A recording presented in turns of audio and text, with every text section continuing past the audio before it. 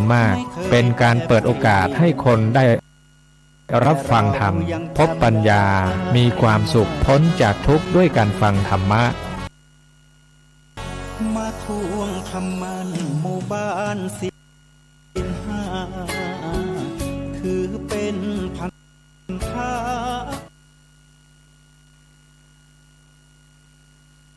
เอาท่านทั้งหลายเกิดมาได้ร่วมปีพบ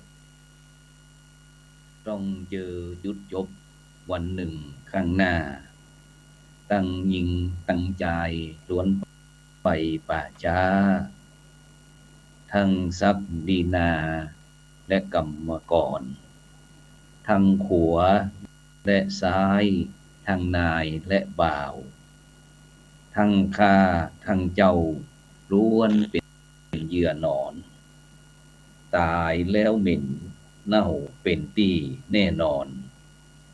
เกยเชิงตะกอนทุกคนด้วยกันถึงเป็นเศรษฐีหรือว่ามีอำนาจก็จะบ่อาจติดสินบนตั้นองค์มัจจุราชหรือว่ายมพบาลไว้ชีวันนั้นอย่าหวังเลยนี่เป็นความจริงกั้นยิงกั้นใจกระทำในใจไว้เกิดท่านเอ๋ยอย่าหลงคึงเครียดเบียดเบียนกันเลยบ่เมินบ่นานก็เกยซึ่งเจิงตะกอนขอกล่าวคำว่าธรรมะสวัสดีกับบรรดาท่านผู้ฟังแล้วก็ติดตามไลน์ กลุ่มพระสงฆ์อุบาสกอุบาสิการ่วมกันเผยแผ่ธรรมะออนไลน์ไลฟ์สดทาง Facebook ทาง YouTube แล้วก็สถานีวิทยุ FM ขึ้น 104.50 เมกะเฮิรตซ์ซึ่งตั้งอยู่ที่วัดฝายหินจังหวัดเชียงใหม่ซึ่งในค่ำคืนนี้ก็เช่นเดียวกันบรรดาท่านผู้ฟังทั้งหลายก็ในคืนวันนี้เป็นวันเสาร์เนาะวันเสาร์ที่11เดือนกุมภาพันธ์ปีพุทธศักราช2566ซึ่งเก่ากับผมอัตมภาพพระครูโสพลปริยัติก็ได้นำรายการพระพุทธศาสนาสี่แผ่นดินมาพบกับบรรดาท่านผู้ฟังท่านผู้ชมเป็นประจำทุกคืนวันเสาร์ก็เวลาก็ตั้งแต่20:00 นเป็นต้นไปก็จะได้พบกับรายการพระพุทธศาสนาสี่แผ่นดินซึ่งบรรดาท่านผู้ฟังท่านผู้ชมก็สามารถที่จะให้การสนับสนุนโดยการกดติดตามกดไลค์กดแชร์เพื่อเป็นธรรมทานยิ่งแชร์นักก็ได้บุญนักเนาะแชร์น้อยก็ได้บุญน้อยบ่แชร์ก็บ่ได้บุญหรือว่าจะร่วมบริจาคเป็นสาธารณกุศลสนับสนุนจ่องธรรมะเป็นทีนั้นก็ได้ที่บัญชีออมบุญออมธรรมวันละบาททางธนาคารไทยพาณิชย์เลขที่บัญชีนั้นก่อน145244700-8ชื่อบัญชีนั้นก็พระไทยธรรมกิจพระมหาชันชัยพรหมประดิษฐ์แล้วก็ท่านพระอาจารย์จตุรงค์ชูศรีหรือว่าแห่งธนาคารหนึ่งก็เป็นธนาคารกสิกรไทยเลขที่บัญชีก็376225327327-2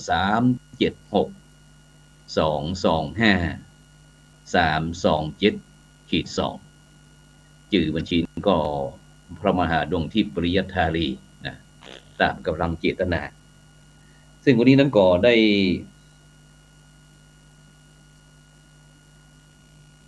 ได้ขึ้นต้นนะโดยบทกลอนว่าได้เตียนถึงบรรดาพี่น้องท่านผู้ฟังทุกผู้ทุกคนเนาะที่ยังได้ประมาทในวันในเวลานะหรือว่าในการดำเนินชีวิตนะของแต่ละท่านแต่คนเพราะว่าวันนี้นั้นก็เป็นวันเสาร์นะที่11นะซึ่งวันนี้เขาก็รู้ว่าท่านวันนี้ก็ได้กราบนิมนต์ท่านอาจารย์พระมหาอินทร์สอนนะคุณอาวุโธบอกว่าเป็นจะได้พ่องบอกว่าเป็นจะได้พ่องซึ่งก็ยังบ่หันเข้ามาได้กันเนาะเดี๋ยวสกรรมก็คงจะได้ขอเข้ามาพอดีเลยโอเคนะฉะนั้นก็ในโอกาสนี้นะก็จะได้นิมนต์ท่านอาจารย์นะพระมหาอินทร์สอนเพราะว่าคุณอาวุโธนะผู้อำนวยการโรงเรียนดอยสะเก็ดพดุงศักดิ์นะอำเภอดอยสะเก็ดจังหวัดเชียงใหม่นมัสการครับอาจารย์มหาครับผมครับถวายความเคารพครับแล้วก็เจริญพรท่านผู้ฟังผ่านรายการเป็นบุญไลฟ์ทุกท่านนะครับครับซึ่งวันนี้เป็นวันพิเศษน้อยท่านอาจารย์มหาครับผมวันนี้เพราะว่าตั้งเอาแล้วก็จะมีงานนะงานส่งสการตานข้านะวันนี้นะครับของเจ้ายายเนาะเจ้ายายดวงเดือนณเชียงใหม่นะครับมาคือกับบรรดาท่านผู้ฟังท่านผู้ชมนะครับได้เดี๋ยวแป๊บหนึ่งโอเคนะครับ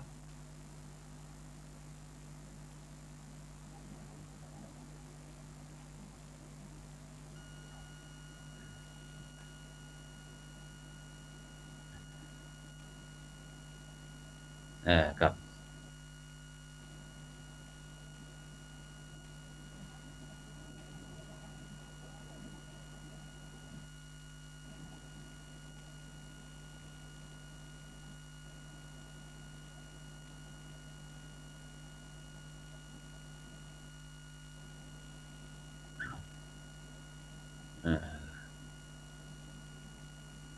ครับซึ่งวันนี้ครับท่านอาจารย์มหาอินทร์สอนครับวันนี้เรา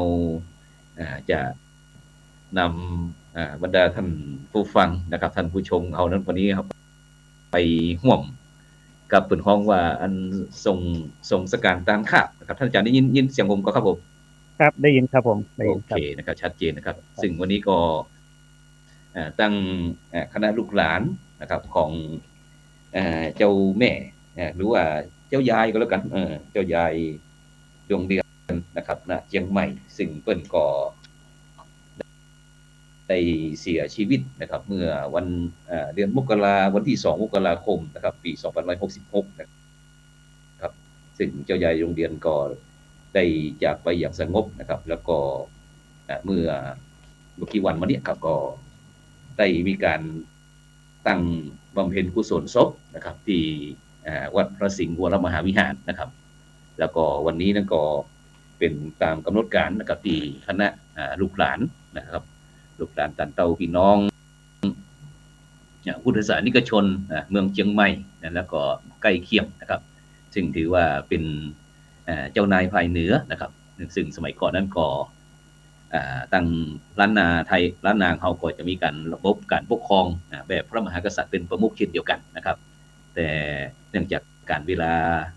วันเวลาได้หมุนเวียนเปลี่ยนไปนะครับก็อย่างที่เขาท่านทั้งหลายได้รู้นะครับซึ่งเมื่อวันวิสาขบูชานะครับปีมะเส็งนะครับเดือนเป็นเดือน6นะวันที่22พฤษภาคมนะครับพุทธศักราช2400นะครับ72นะครับที่พมหลวงริมปิงนะครับในรัชสมัยเจ้าแก้วนวรัตน์นะครับเจ้าชีวิตของเจ้าเชียงใหม่นะครับก็เจ้าหญิงน้อยนะครับบุตรีเจ้าราชภาคินัยนะครับหรือว่าเจ้าเมืองจืดนะครับณเชียงใหม่ก็ได้กำหนดนะครับกำ ำเนิดจากเจ้าหม่อมจักรเทพนะครับณเชียงใหม่นะครับในคืนเดือนเพ็ญนะครับเจ้าป่อภาคีนัยจึงได้ตั้งนามของเธอว่าเจ้าหญิงดวงเดือนนะครับซึ่งวันนี้เราก็ต้องขออนุญาตขออนุญาตกับเจ้าใหญ่ดวงเดือนณเชียงใหม่พร้อมตึงลูกหลานตันเต้าโดยวันนี้เราขอเอาภาพนะครับมาประกอบเพื่อที่จะได้ยกย่องเจ้ายายถึงเมื่อครั้งเป็นมีชีวิตอยู่ก็ผู้ดำเนินการเองก็เคยได้ร่วมงานก็เปิดชอบชอบพระสงฆ์องค์เจ้าชอบงานกินงานการต่างๆนะครับซึ่งเปิ่นก็เกิดในตระกูลณเชียงใหม่นะครับจากหม่อมจันเทพนะครับณเชียงใหม่ในเดือนเพ็ญเดือนคืนเดือนเพ็ญเจ้าป่อราชภาคีนัยจึงได้ตั้งนามของเธอว่าเจ้าหญิงดวงเดือนนะครับเจ้าหญิงดวงเดือนนะครับซึ่งหรือว่าในปัจจุบันเราองค์การคณะสงฆ์นะครับว่าลูกหลานเต้าพี่น้องเชียงใหม่ก็จะของเจ้าคุณเจ้ายายนะครับซึ่งเจ้ายายดวงเดือนนี้ก็มีพี่น้องด้วยกัน4คนนะครับก็คือ1ก็เจ้าอาทิตย์ณเชียงใหม่นะครับแล้วก็2เจ้าหญิงจราพันธ์นะครับณเชียงใหม่แล้วก็3นะครับเจ้าหญิงดวงเดือนณเชียงใหม่แล้วก็4คือเจ้าประเวศณเชียงใหม่นะครับซึ่งเจ้ายายนั้นก็มีประสบการณ์ต่างๆนะครับที่ได้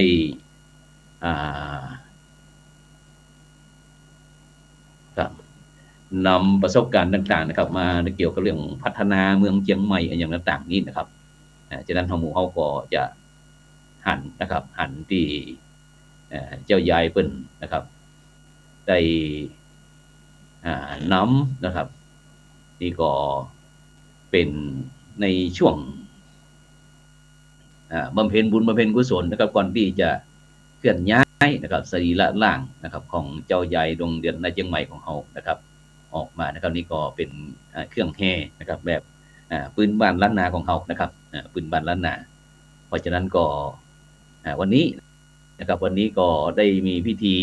ส่งสการตามขาบนะครับที่เฮาได้ถ่ายทอดคือกับบรรดาท่านผู้ฟังนะครับท่านผู้ชมนะครับแล้วก็คืนนี้นะครับคืนนี้ตะกี้นั้นก็ได้มีพิธีนะครับพิธีในการทรงสการตามขาบนะครับแบบปืนบ้านล้านนาของเฮานะครับปืนบ้านล้านนาของเฮานะครับฉะนั้นก็เฮาก็จะเอาคือบรรดาท่านผู้ฟังท่านผู้ชมได้ชมก่อนเนาะ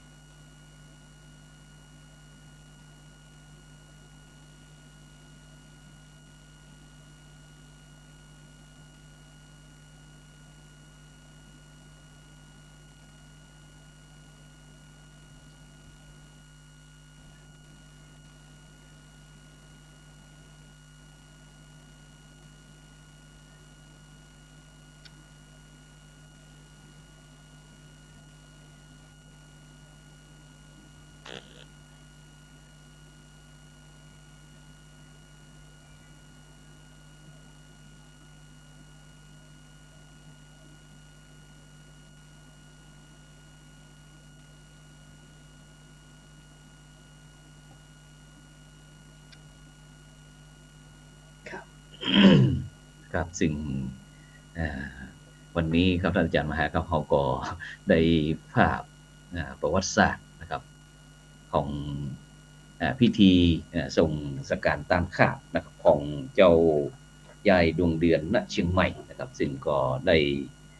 มีการประกอบพิธีนะครับที่วัดสวนดอกนะครับพระอารามหลวงนะครับซึ่งเป็นที่เรียบร้อยนะครับเรียบร้อยนะครับซึ่งเขาก็วันนี้ก็ต้องขอบคุณนะครับอนุโมทนานะครับอนุโมทนากับ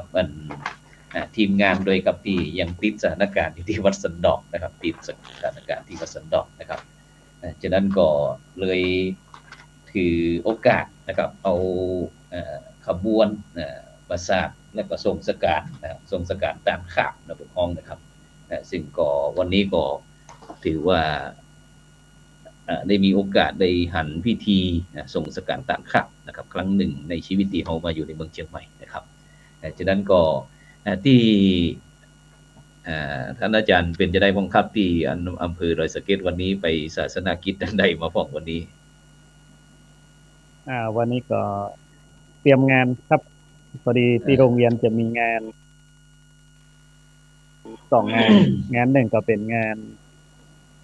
ปฏิบัติวิปัสสนากรรมฐานของนักเรียนม.3 ครับเป็นคอร์ส7 วัน7 คืน 8 วันนะครับก็จะเข้าวันที่13นะครับแล้วก็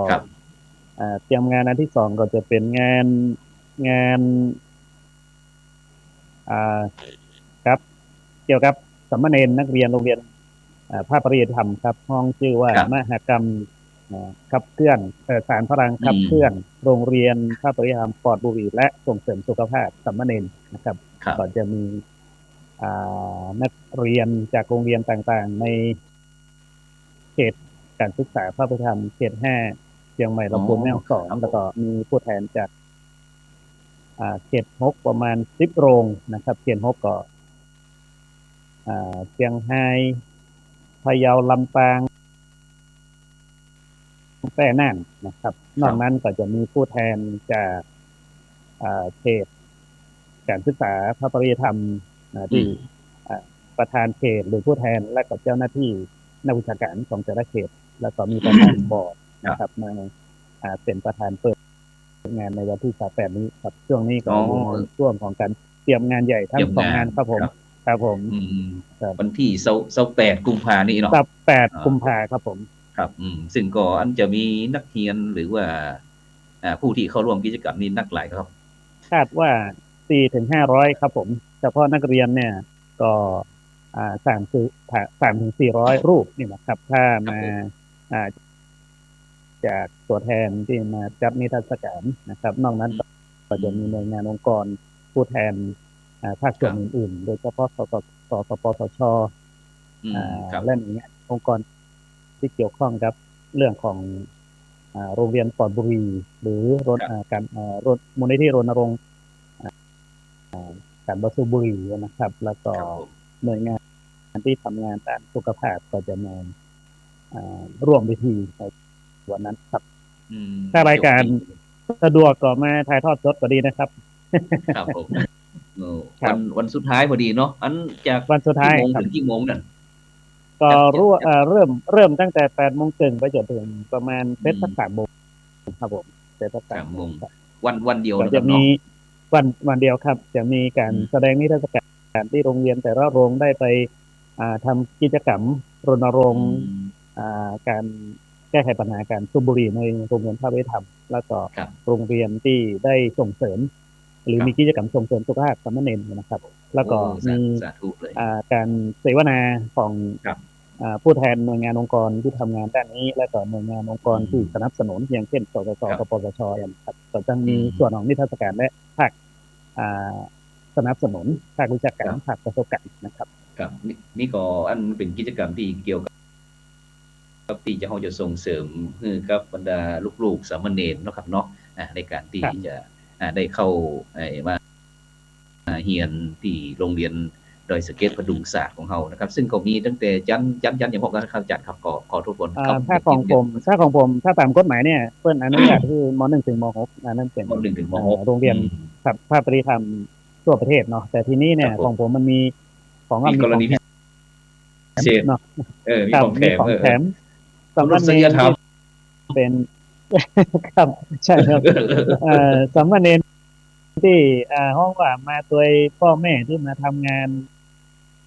ใช้งานก่อสร้างหรือแรงงานทั้งหลายที่มาบ คว รั ช บ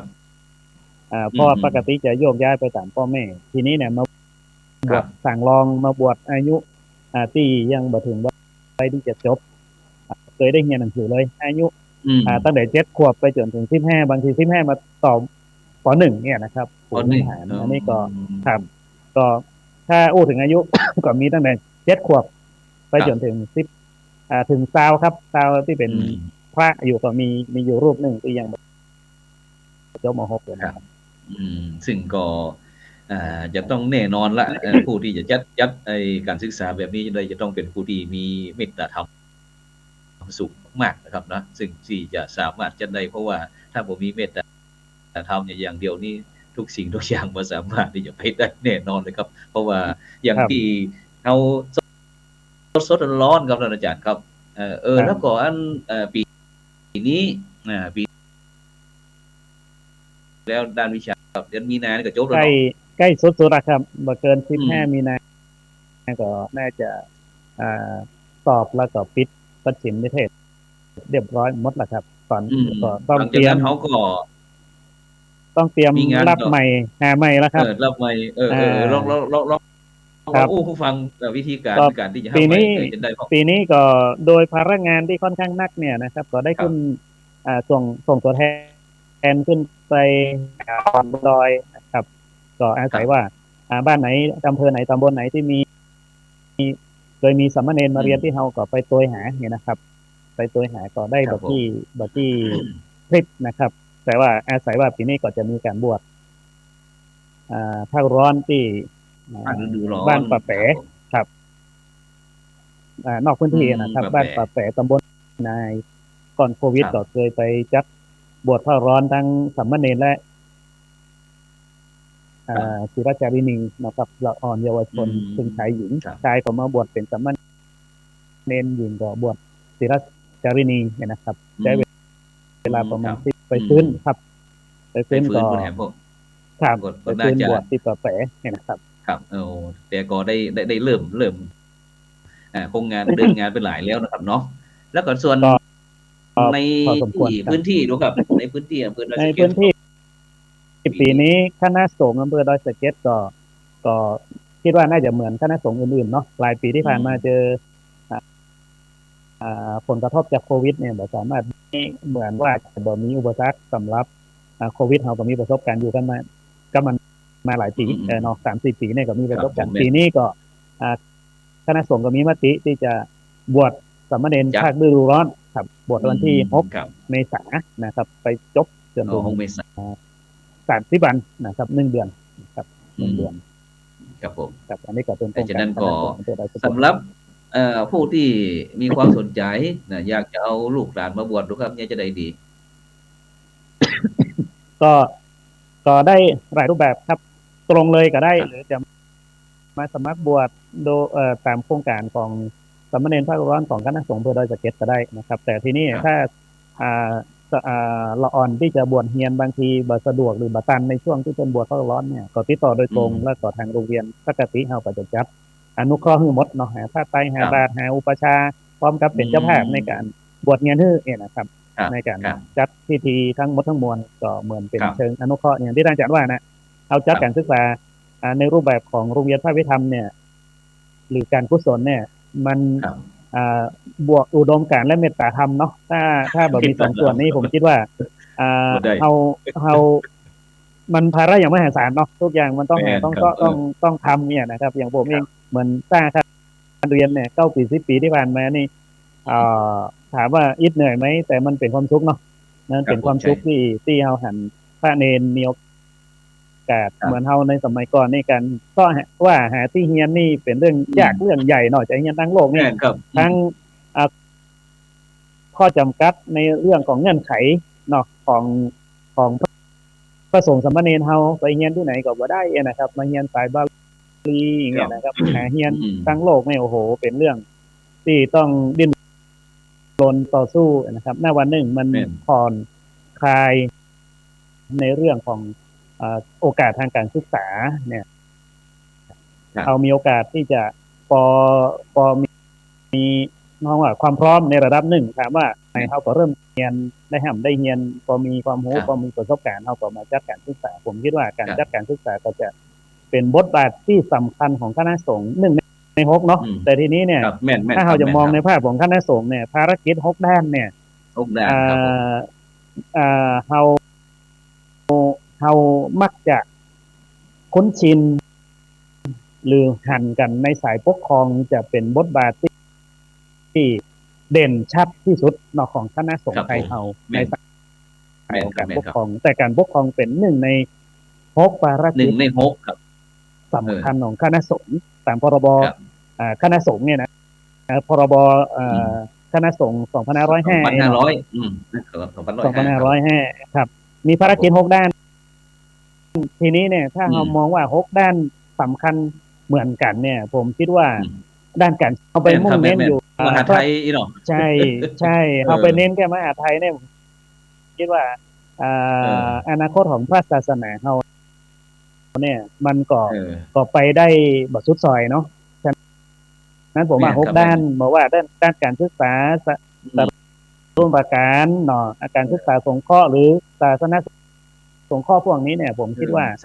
มันควรจะไปใช่มันควรจะไปคู่ขนานเนาะครับคือเด่นไปทุกกระทรวงเนี่ยผมคิดว่าถ้าเอาความสำคัญตรงนี้เนี่ยมันจะหันความจัดนักเลยครับท่านอาจารย์ครับโดยเฉพาะไอ้สาธารณญาติของเขาก็จะมีความเพียบพร้อมนะครับทั้งร่างกายและก็จิตใจนะครับโดยเฉพาะในปัจจุบันนี้เขาจะหันว่าหลายท่านหลายคนก็อาจจะบอกการปฏิรูปงานคณะสงฆ์ของเขายังบอกไปในเตื้อนะครับยังบอกไปในเตื้อแต่ฉะนั้นไม่ใช่เฉพาะ6เดี๋ยวอาจารย์บวกแห่ง1คนเดียวนี่นะบวก1ครับบวกแห่ง1นะครับ6บวก1นะจะว่าเล่นก็บอกว่า6บวก1ใช่6บวก1พุทธมณฑลประจำจังหวัดนะครับพุทธมณฑลประจำจังหวัดผมตอนนี้ท่านอาจารย์พระมหาอิศรคุณวุฒโธผู้อำนวยการโรงเรียนดอยสะเก็ดพดุงศักดิ์นะที่วัดหนองบัวของเขานี่ก็ตอนนี้มีกิจการงานต่างๆเพราะว่าไอ้นักเรียนที่รับประจำปี2565นี่ก็ใกล้จะหมดละจะพบที่จะขยับขยื่นจะรับนักเรียนใหม่ฉะนั้นก็บรรดาท่านผู้ฟังที่สนใจก็065นะ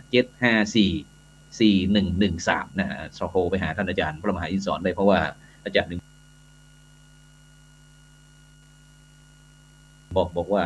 อาจารย์เป็นคนที่คือโอกาสนี้ไม่ใช่เรื่องง่ายๆเรื่องบรรดาท่านผู้ฟังทั้งหลายที่กำลังติดตามตั้งบุ๊กตั้งไลน์ต่างๆเนี่ยก็ลองดูนะลองไปโทรหาท่านอาจารย์เพราะว่าโอกาสเนี่ยที่ตั้งเปิดได้จัดขึ้นมานี่เหมือนใจธรรมดานะเพราะว่ามันจะต้องใจถึงแท้ๆนะใจถึงแท้ถึงจะสามารถนะที่จะสามารถที่จะเข้าถึงได้นะเพราะฉะนั้นโดยเฉพาะท่านอาจารย์ครับเรื่องปัจจุบันนี้ที่โรงเรียนของเรานี้ถ้าอู้กันง่ายๆนี้ในการบริหารการจัดการนี้บอกว่าจะเป็นเรื่องการที่อยู่ที่กินเพราะว่าคนจำนวนนักนะครับอาจารย์ครับเรื่องอาหารการคบการชั้นการอยู่กันรับการนอนอย่างต่างๆนี่ของเขาบอกว่าโชคดีน้อยก็คือว่าโรงเรียนมันมีประสบการณ์ในการตั้งอยู่2แห่งเนาะจุดเริ่มต้นเมื่อก่อตั้งแล้วก็อยู่ที่วัดพระธาตุดอยสะเก็ดเนี่ยเหมือนกับโรงเรียนกินนอนเกือบ100%ค่าใช้จ่ายการคบฉันในช่วงที่ปิดเทอมพวกนี้นะครับซึ่งเป็นภาระอย่างมหาศาลเนาะอันหนึ่งหลังจากที่เมื่อปี56ผมได้ย้ายลงมาที่วัดหนองบัวเนี่ยก็ได้หันว่าเอาพระตัวน้อยเนาะบ่ได้มีบุญบารมีเหมือนพระผู้ใหญ่เนี่ยเขาจะรับภาระแบบกินนอนแบบนั้นเนี่ยคิดว่าน่าจะบ่ได้ก็เลยเปลี่ยนวิธีการหรือเปลี่ยนนโยบายในการเอาสามเณรไป ไปขอฝากกับครูบาอาจารย์เจ้าอาวาสแต่ละวัดกระจายไปนะครับ ตอนนี้ของผม ค เนี่ รั ย บผม ก็กระจายอยู่49วัดบางมี1รูป2รูปบางวัดก็มี17 18รูปแล้วแต่ศักยภาพของครูบาอาจารย์ที่เป็นเจ้าอาวาสในการดูแล ครับผม ท่านเองนะครับ ในส่วนที่อยู่ที่โรงเรียนที่เป็นสถานที่ตั้งจริง ๆ ก็มีมาถึง10รูปสำหรับสามเณรที่มาเรียนอยู่เรื่องของ ครับ ค่าน้ำค่าไฟที่อยู่อาศัยการคบฉันก็จะเบาลงเจ้านักโรงเรียนก็จะรับผิดชอบเฉพาะเรื่องเพราะเปิดเรียนเนี่ยเป็นภาระก่อจริง ๆ แล้วเพิ่นก็บ่ได้บังคับว่าเราต้องถวาย 100% ทุกวันเนาะหลายที่ ครับ เพิ่นก็แจกเพิ่นถวายมาหรือเพิ่นจัดมาวันละ22 บาทเฮาก็จ่าย22 บาทนี่ไปก็ว่าหาฉันคนเดียวเองนะครับ แต่ทีนี้เนี่ยของผมมันอยู่เนี่ยก๋วยเตี๋ยวก็30 40กว่าขึ้นละเนาะ20 บาทนี่มันฉันบ่ได้ละก็เลยตัดสินใจว่าจัดถวายทำให้แม่ครัวทำถวายทุกวันเนี่ยนะครับตั้งแต่ที่ลงมาอยู่ที่นี่พอดีว่าได้รับเมตตาจากญาติโยมการจัดการศึกษาได้รู้ข่าวก็มารับเป็นเจ้าภาพนะครับ ครับ บางปีก็มี40-50 วันบางปีก็70-80 วันบางปีก็เกือบ100 วันก็ถือว่ามาแบ่งเบาภาระในการจัดการศึกษาทั้งที่ฮู้จักและบ่ฮู้จักโดยส่วนตัวก็เวียนเปลี่ยนกันมาศึกษาได้โดยที่พระเนนก็บ่จำเป็นต้องมาแบกภาระเพราะว่าโดยส่วนใหญ่สามเณรที่มาบวชเนี่ยมาจากครอบครัวที่ค่อนข้างยากจนมีพ่อแม่ก็มีลูกหลายเนาะอยู่สุดทินครับจากพี่น้องศรัทธาที่ได้มารับเป็นเจ้าภาพก็คิดว่ามันเป็นส่วนสำคัญที่จะจันรงพระศาสนาโดยเฉพาะเราในฐานะที่มาจัดการศึกษาก็เบาใจจันนักครับอาจารย์ครับครับฉะนั้นก่อนเรามีคณะสัตยาญาติโยมที่ท่านผู้ฟังเนี่ยบอกว่าอยากจะทำบุญเนี่ยในวันสำคัญเนาะครบรอบวันแต่งงานก็ทำบุญวันเกิดก็ได้หรือว่าจะไปหาทำบุญหาบรรพชนปู่อีป่ออีแม่อย่างต่างๆที่ครับอาจารย์พอจะไปทำได้กว่าจากที่โรงเรียนของเรานี่ได้ทุกรูปแบบผมตั้งธงอย่างนี้ครับอย่างเช่นถ้าผมมีเจ้าภาพเนี่ยวันนึงผมเฉพาะวัตถุดิบเนี่ยมื้อหนึ่งก็ประมาณ 3,000 อัพแล้วแต่ว่าเมนูเนาะเมนูไหนถูกน้อยซื้อบนักอย่างเช่นครับใจวัตถุดิบนักขึ้นก็ 3,000 4,000บ่เกิน 5,000 เนี่ยนะครับทีนี้เนี่ยมีคนที่ร่วมสมทบทำบุญมาเนี่ย500ก็เหมือนกับเป็นเจ้าภาพได้ก็ถ้า500ถ้าผมจ่าย 3,000 ทุกวันถ้ามีเจ้าภาพเนี่ยผมก็จ่าย 3,000 อยู่แล้วเนาะถ้าเพิ่นสมทบ500ผมก็จ่าย 2,500 มันก็จะเหลือกองทุนที่จะดูแลน้องเนรได้ที่ผมมีเจ้าหมู่สาธมิกอยู่ที่อเมริกาโยมที่อเมริกาถวายเพลมาผมก็จัดพิธีถวายเอาน้องเนรตัวแทนเนรวันละ2ห้องมาถ้าวันเกิดก็เจริญพุทธมนต์เหมือนศึกษาตัดน้อยๆประมาณครึ่งชั่วโมงเนี่ยนะครับก็เกือบเป็นสูบเหมือนกันแล้วก็ถ้าเป็นอุทิศที่100ก็ทำพิธีหมดครับถ้ามีคนสมทบมา500ก็ทำพิธีคือจะมาบ่มาบ่สะดวกก็ทำพิธีคืออย่างนะครับอย่างญาติโยมอยู่กรุงเทพบ่สะดวกมาโอนสตางค์นัดหมายกันทางเพศก็จะมีผู้แทนครูได้เป็นตัวแทนในการประกอบพิธีมีสามเณรมีป้าอาจารย์นำตู้เจ้าสามเณรได้เจริญพุทธมนต์หรือสวดพุทธมนต์ก็แล้วแต่กับสาธุเลย เพราะว่าอันเป็นอันยุทธศาสตร์ที่จะต้องหลายท่านหลายคนก็อาจจะบ่ใครสะดวกเดินทางแต่ซึ่งทางโรงเรียนของเขาก็ถือว่าได้มีหลายช่องท่านผู้ชมของเขาเนี่ยได้มีโอกาสที่จะสนับสนุนระยะตัวนี้น้อยนะครับโดยน้อยที่จะได้ในการห้ามการพัฒนาแล้วก็จะเป็นบุคลากรทางพุทธศาสนานะของเขาแล้วก็โดยเฉพาะอยู่ก็ยังไปสร้างเป็นจิตอาสาหรือว่าทำงานคุณงามความดีเพื่อชุมชนสาธารณชนก่อนได้นะครับเพราะฉะนั้นทีนี้เรามาได้อู้ถึงเรื่องนอกจากที่เขาจะเฮียนตั้งโต๊ะโลกแล้วนะครับโดยเฉพาะในวันที่15จะได้มีการสอบบาลีสนามหลวงครับท่านอาจารย์ครับข้างหลังนี่นะเขาจะสอบบาลีละโดยเฉพาะที่โรงเรียนของเขาได้เสริมมีเสริมของก็ครับในด้านบาลีนี่เรียนครับโดยหลักสูตรปริยัติสามัญเนี่ยคู่กันอยู่แล้วเนาะโดยภาคบังคับ8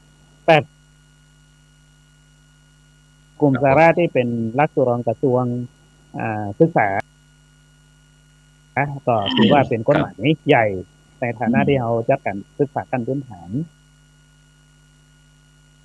ส่วนนักธรรมก็ถือว่าเป็นเหมือนเป็นภาคบังคับเรียนมาแล้วเนี่ยก็ต้องเรียนเนาะเหมือนกับเป็นภาคบังคับไกลถึงแม้ว่ามีกฎหมายบังคับเนี่ยมันก็เหมือนกับที่สำนึกของหมู่เฮาเนาะที่ได้อยู่ในพระศาสนาเฮาก็เป็นหลักสูตรที่บังคับโดยบอร์ดของสามัญมาตั้งแต่ช้านานฉะนั้นเนี่ยนักเรียนจะสอบสนามหลวงเนี่ยทุกรูปทุกองค์จะได้เรียนแต่ทีนี้ของที่นี่ก็สมมติว่าเขาเรียนแล้วมีแววเรียนแล้วเก่งนี่เนาะหมายถึงว่าเขาได้นักกว่าคนอื่นนี่เนาะโอ้ง่ายเนาะมีความพร้อมนี่เนาะสมมติว่าม.1 เหมือนกันนี่แหละนักเหลือคนอื่นรักมันก็ได้นักเหลือคนอื่นเนี่ยนะม.2 ม.3 ที่เฮาเป็นเช่นเดียวกันครับเหมือนกับมีแววกลุ่มเหล่านี้เฮาก็จะคัดพิเศษครับท่านอาจารย์ครับก็หากเนาะสำหรับการเรียนแม้แต่วิชาง่ายๆเขายังติดเนาะถ้าวิชายากเหมือนภาษาบาลีเนี่ยถ้าเราจะเอา 100% เนี่ยเป็นไปยากฉะนั้นก็จะคัดเอากลุ่มที่สนใจกลุ่มที่มีแววมาขาดต่อติวมีโอกาสต่อขึ้นอยู่ครับโอกาสและเวลาเนาะก็เตรียมความพร้อมใจเวลาครับใจเวลาหาประสบการณ์สักน้อยนึงนะครับเนาะเพราะว่านอกจากที่นอกจากเฮาขับรถในบ้านเฮานี่เป็นก็แต่ถ้าเฮาลงสนามแล้วไปเจอถนนหลวงอย่างต่างนี่แม่นสนามวัดหรือสนามโรงเรียนนี่มันเหมือนเป็นเส้นเนาะครูบาอาจารย์ก็คุ้นเคยกันเวลาทำเหมือนทำได้แต่เวลาไปเจอสนามสอบที่มีเพื่อนฝูงมีคนคุมสอบก็ใช้วิธีก็เหมือนเอาประสบการณ์เนี่ยนะครับครับใช่แม่นครับไหมครับฉะนั้นนอกจากที่ท่านอาจารย์ในฐานะที่เป็นผู้บริหารแล้วนะครับในการจัดการบริหารการจัดการศึกษาสถานศึกษาของลูกพัฒน์โรงเรียนตั้งแต่ชั้นม.1 ถึงม.6 นะครับท่านอาจารย์เขายังในปัจจุบันนี้ก็เรียนจากโรงเรียนภาคปริยัติธรรมของเขาหรือว่าโรงเรียนในวัดของเขาแล้วไปซึ่งเป็นแล้วมันทำงานเหมือนได้ครับอาจารย์ทำงานไปก็บางครั้งก็เขาแม้ถึงเขาจะจบบาลีจบปริญญาตรีปริญญาโทปริญญาเอกหรือว่าลาสิกเป็นที่จะต้องเอาชั้นม.6 ของอย่างของทั้งที่เขามีวุฒิสูงก็นะฉะนั้นการประกอบสัมมาอาชีพนะครับเวลาเขาลูกพัฒน์โรงเรียนเขาซึกไปแล้วเขาจะต้องกินต้องใช้จะต้องดำเนินชีวิตฉะนั้นถ้าในปัจจุบันเนี่ยถ้าตั้งการศึกษาของสงฆ์เขามีการปรับเปลี่ยนโดยเฉพาะอย่างที่อาจารย์ได้คัดแยกมันก็เท่าที่คัดแยกลูกพัฒน์โรงเรียนคนนั้นเป็นอย่างนั้นคนนั้นเป็นอย่างนี้เขาแยกเป็นกลุ่มเป็นกองอย่างต่างๆมันเป็นอย่างนั้นเขาทีนี้เขาจัดวิชาอย่างวิชาเสริมวิชาอาชีพจะได้ก็ครับอย่างอันช่างไฟช่างป้าช่างคอมพิวเตอร์เครื่องเสียงอย่างต่างๆที่เขาต้องการอย่างนี้จะเข้ามาได้ก็อย่างสายอาชีพเนี่ย ครับผมก็ได้ทำมาหลายปีครับร่วมครับมหาวิทยาลัยเทคโนโลยีราชมงคลล้านนาที่มาตั้งอยู่ที่ดอยสุเทพเนาะที่จริงตั้งส่วนใหญ่ตั้งเดิมตั้งอยู่ที่เจ็ดยอดเนาะแล้วตอนนี้ก็อาจจะขยับขยายมาอยู่ที่ดอยสุเทพเนี่ยนะครับกำลังทำด้วยกันการอยู่เนี่ยนะครับเกือบทุกคณะก็ได้ร่วมกันทำหลักสูตรระยะสั้นครับอาจารย์หลักสูตรระยะสั้นก็คือเหมือนกับ20 ชั่วโมงสะสมชั่วโมงไปเรื่อยๆเป็นพื้นฐานเนี่ยนะครับวิชาช่างกลช่างยนต์ช่างไฟช่างเชื่อมช่างคอมเนี่ยนะครับแล้วก็จะมีช่างก่อสร้างเนี่ยนะครับอันนี้ก็พยายามทำหลักสูตรระยะสั้นก่อนโควิดนะครับถ้ามีโควิดก่อนนี่ก็น่าจะม.4 5 6ก็จะได้เรียนคู่ขนานหมายถึงว่าเก็บเหมือนเครดิตแบงค์นะครับเก็บรายวิชาไปเรื่อยๆเนี่ยนะครับถ้ามันครบชั่วโมงเนี่ยเขาก็มาสอบแต่ว่าเรียกว่าสอบวัดสมรรถนะเพื่อเขาได้ใบประกาศแต่บัตรจะเป็นบุตรปวชปสเตื้อยนะครับแล้วใบประกาศนี้อะไรพ่องใบประกาศนี้ถ้าเขาทุกฐานะเพศไปเนี่ยเขาสามารถเอาถ้ามันชั่วโมงมันถึงเนี่ยเอาไปสอบกรมฝีมือแรงงานนะครับได้เลยเนี่ยนะครับอันนี้กำลังพัฒนาหลักสูตรด้วยกันผมมองเห็นว่าอย่างนี้ครับถ้าเอาเรียนเฉพาะบอกว่าเรียนบาลีนักธรรมหรือเรียนปริยัติสามัญเนี่ยส่วนใหญ่ในห้องว่าสถานะที่เราเป็นพระสงฆ์สามเณรเนี่ยเอาเรียนแต่ทฤษฎีเนาะภาคปฏิบัติเราแทบตัดไปหมดเกือบทุกเรื่องเลยเหมือนกับสุขะเนี่ยเขาทฤษฎีครับออกกำลังกายดีอย่างนู่นนี่นั่นเนี่ยจะไปแตกก็ไม่ได้เนาะหรือวิชาพละศึกษาหรืออันพวกเนี้ยไอ้กีฬานี่บางทีหูมระว่ามันเล่นจะใจแต่บ่เคยได้สัมผัสเลยอย่างนี้เป็นต้นฉะนั้นความสมบูรณ์ความแข็งแรงหรือทักษะเนี่ยของเขาค่อนข้างจะอ่อนด้อยแต่เรื่องทฤษฎีเขาสู้เขาได้ครับท่านอาจารย์แต่ว่าในภาคปฏิบัติที่เป็นทักษะเนี่ยเขาเนี่ยมาได้มันหมายถึงเขาได้ฝึกเนาะเขาได้ฝึกในลงภาคสนามพูดง่ายๆเนาะใช่เขามีภาคสนามถ้าจะลงภาคสนามค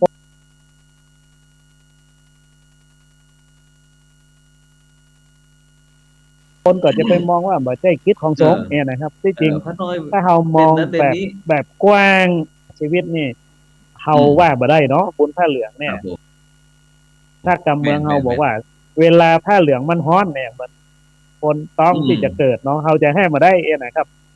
เวลาผ้าเหลืองมันบอกอ้อมโยมไข่บวชนี่นะมีอยู่ใครจะซึกก็จะซึกอย่าได้ก็ตึ้มได้ซึกเหมือนเขาเนาะครับผม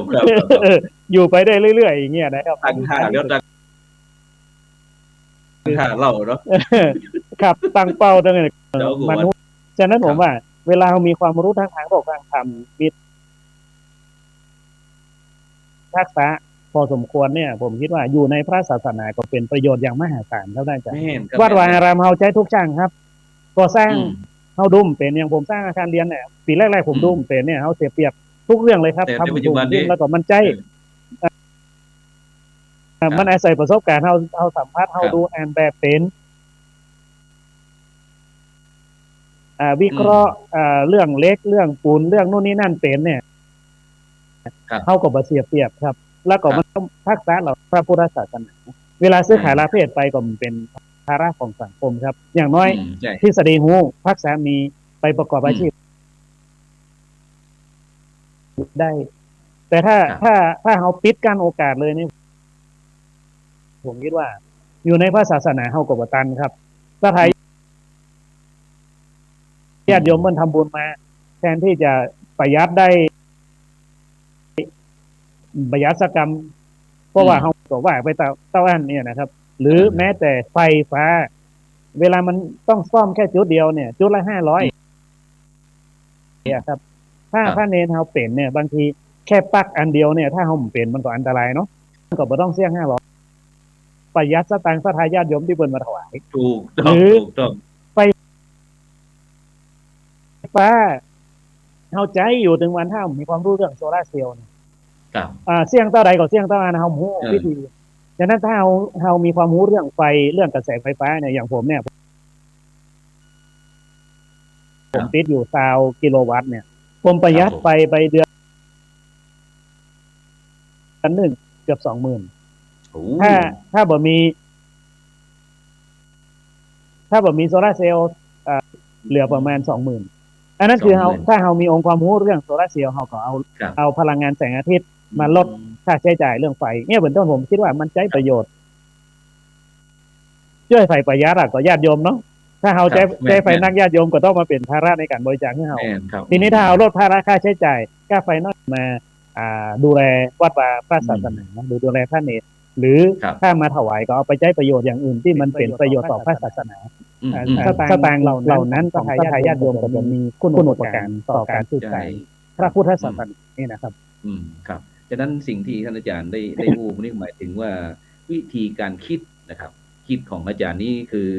ไทยหน้าที่เป็นพระสงฆ์นะครับหรือว่าเป็นพระมหาเถระรุ่นใหม่นะครับที่ได้มองหันถึงเรื่องการพัฒนาศักยภาพของลูกพระลูกเนรบอกว่าบัจจัยว่าเขาจะทุ่มเทไปเกินร้อยเพราะว่าจะต้องคิดหน้าคิดหลังเหมือนกันว่าอย่างที่ควรลงทุนอย่างที่บุคคลลงทุนฉะนั้นเนี่ยครับท่านอาจารย์ครับโดยเฉพาะในฐานะที่เป็นผู้บริหารในปัจจุบันเนี่ยถ้าในขนาดเนี้ยซึ่งวงการคณะสงฆ์เขานี้นะครับซึ่งก็จะ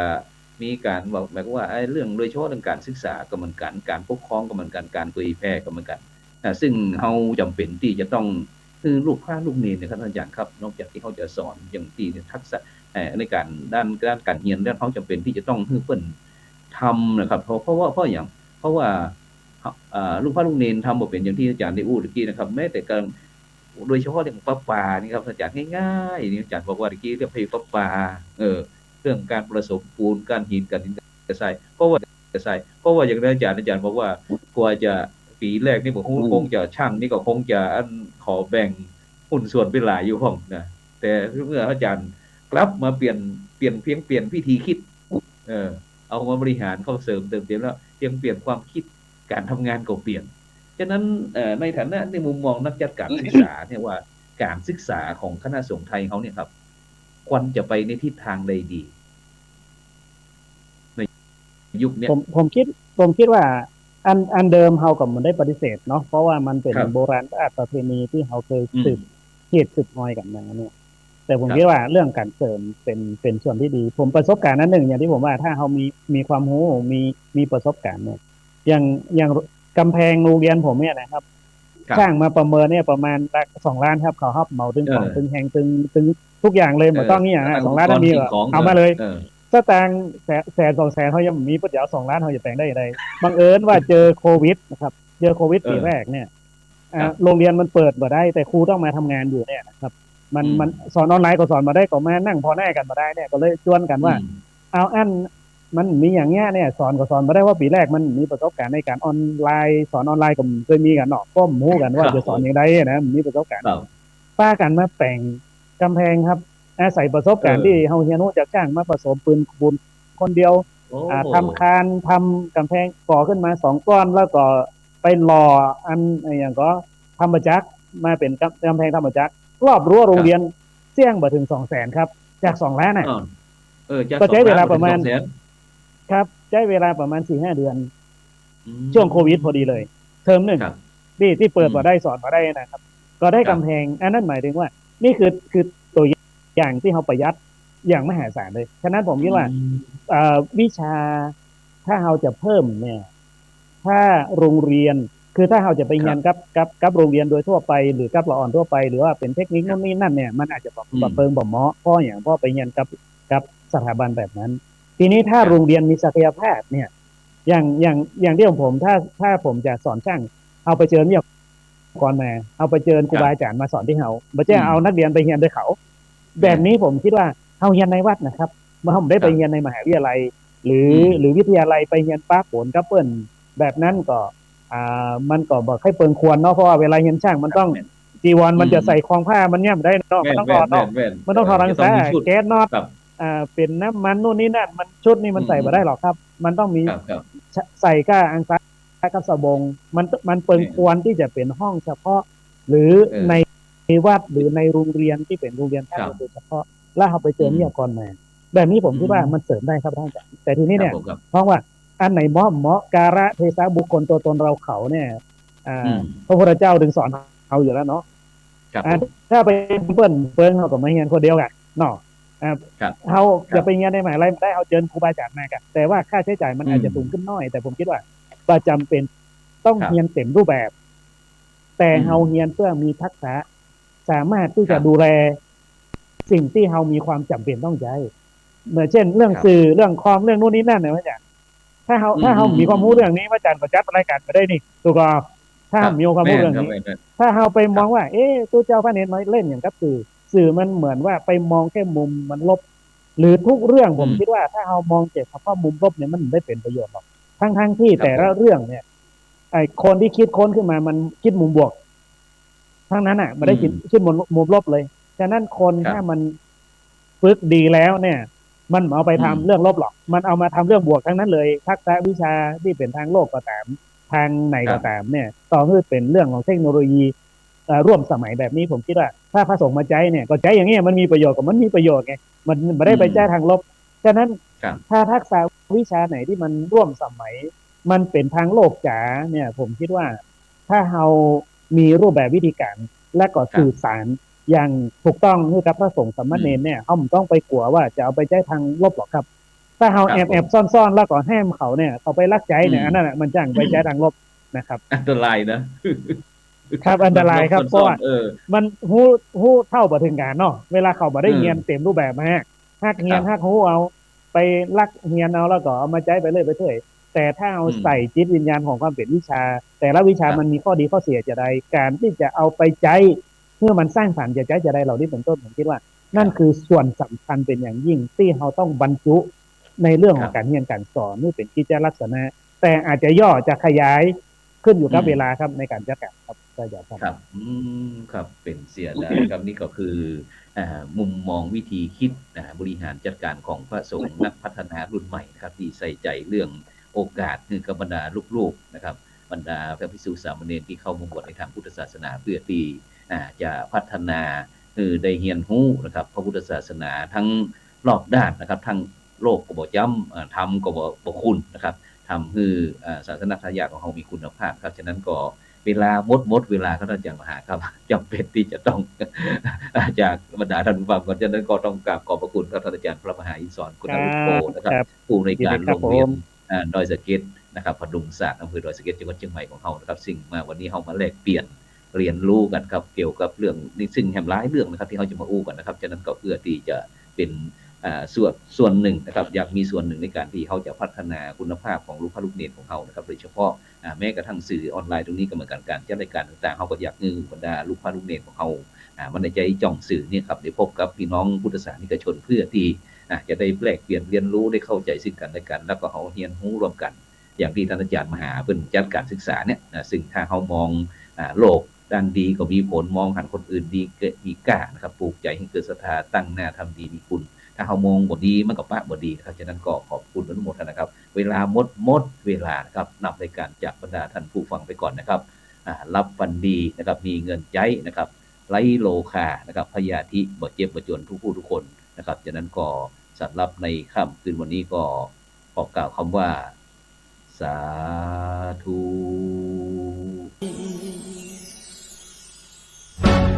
อธิน